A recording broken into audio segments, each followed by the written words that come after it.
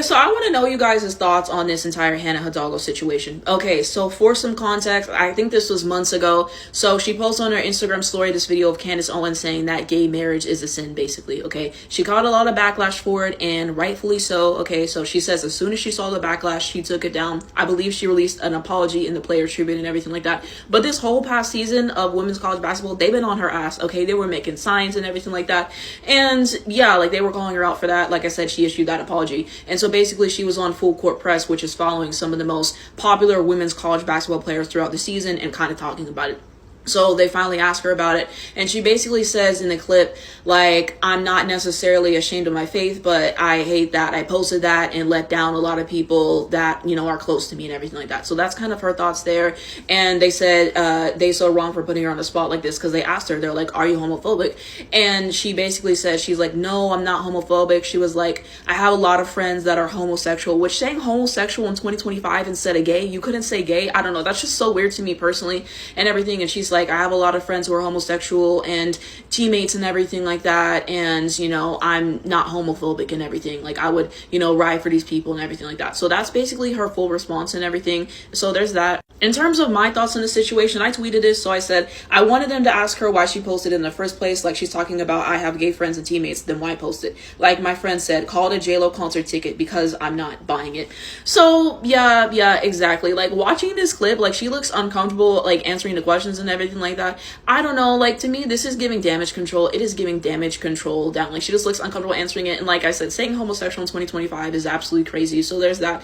But at the end of the day, like you can talk about the backlash that happened after it, but why did you post it in the first place and everything like that? If you're an ally to the LGBTQ community, like you say, if you have gay friends, if you have gay teammates that you really care about, then why would you post that? An ally does not post anything like that that is even sniffing being homophobic. That's the part that I genuinely do not understand. You're saying you have all these gay people that are really valuable to you, and then you post this and everything. You don't take a second to think, hey, this is gonna hurt those people that really mean something to me, this is discriminatory and everything like that.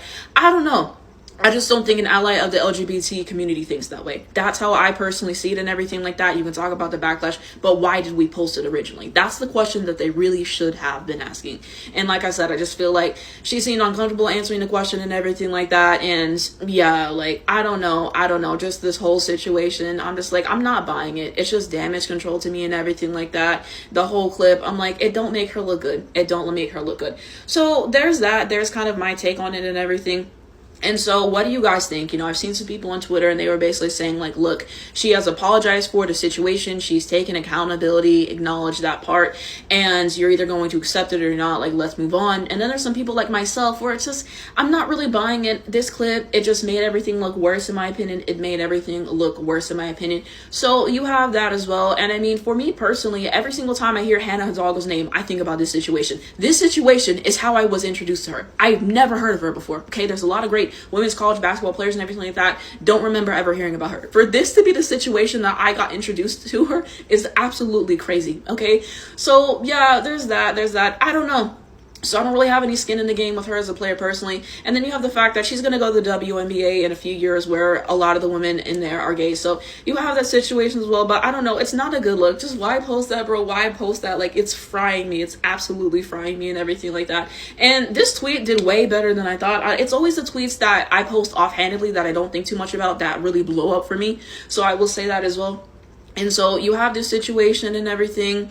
And I guess how does this kind of color your view of her going forward and everything like that? Do you accept the apology? Do you not? I hate that the people who are ready to just accept it and move on don't really think about the hurt that she caused. You know, not only, you know, her teammates and everything like that, but just in general, like how harmful stuff like that is to post and say, especially in this age and everything like that.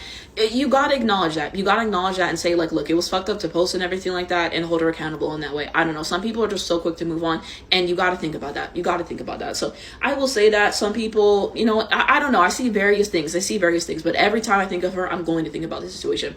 So you have that, and then you have the Olivia Miles situation and Olivia leaving the team, and that video of them arguing is so fucking funny.